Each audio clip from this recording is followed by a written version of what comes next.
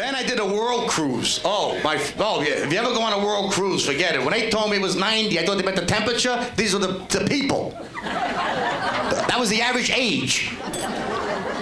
And when you do a world cruise, you know, they're not like always happy people. Not that they're just older, they're very snobby people, you know. They walk around with their noses up in the air, you know. And to make matters worse, they make you sit at a table in a dining room and host a table the whole time you're there. So to show you how old the people were, the youngest guy at the table was 72 years old.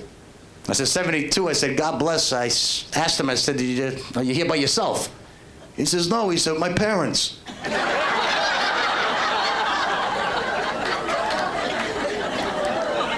He was only teasing me, but I didn't realize it at the time. Oh, then he asked me if the ringing in his ear was bothering me.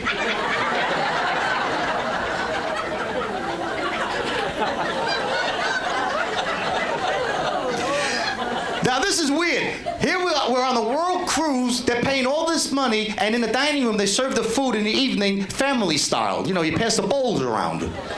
These people had to pick up bowls. They couldn't pick up a fork. And I asked the lady across the table from me one night, she had to be about 95 years old, you know? I said, do you have problems passing the potatoes? She says, no. She said, but I have a little problem passing my corn.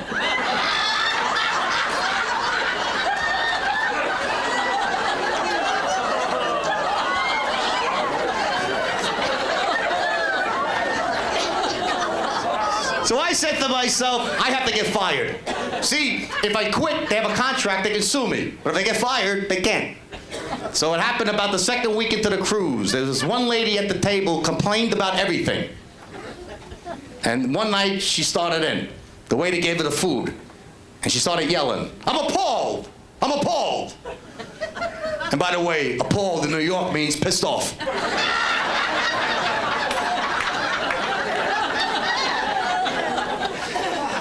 She said, I told my waiter with my chicken I wanted drumsticks. All I have are breast and thighs. Breast and thighs. I said, no, lady. You also have a big mouth and a fat ass.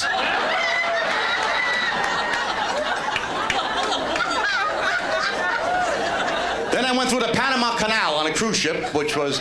The Panama Canal wasn't too bad, very interesting, but I did not like the fact that they put me off the ship in Mexico. And they couldn't fly me home for 2 days. They put me at a hotel. And I get nervous in Mexico because you know what happens when you drink the water over there. Ooh. I always wondered, if Mexicans come here, do they get constipated?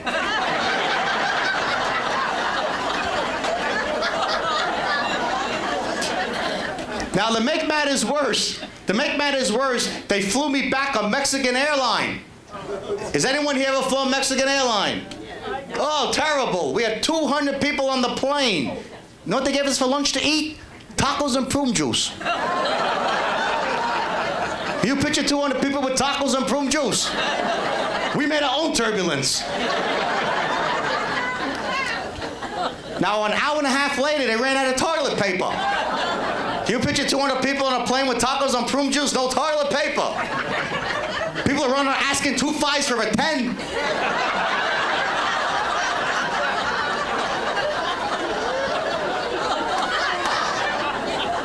The Polish guy wanted 4 quarters. Thank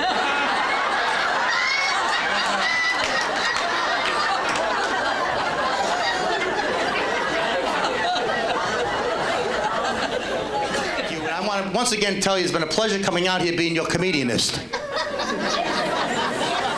Yeah, comedianist, why not? It sounds more important. Maybe I get more money. Well, think about it. Do you realize we pay 5 times the money to have a job done today because somebody has a job title? I mean, you don't even call a janitor anymore. Maintenance supervisor.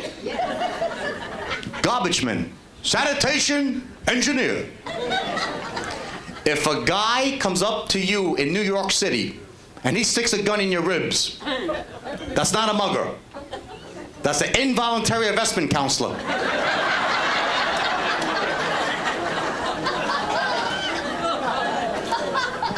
The guy standing in New York City, 42nd Street, with the big car, the big hat, you no longer call him a pimp.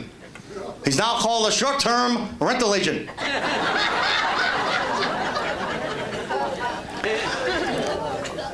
Oh, Oh, yes, and how can we forget a lady of the evening? You don't even call her a hooker anymore.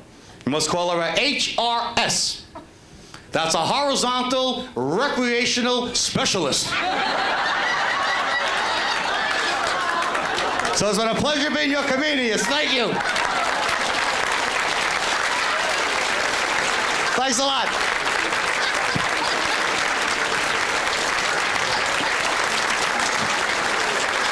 Thank you, sir.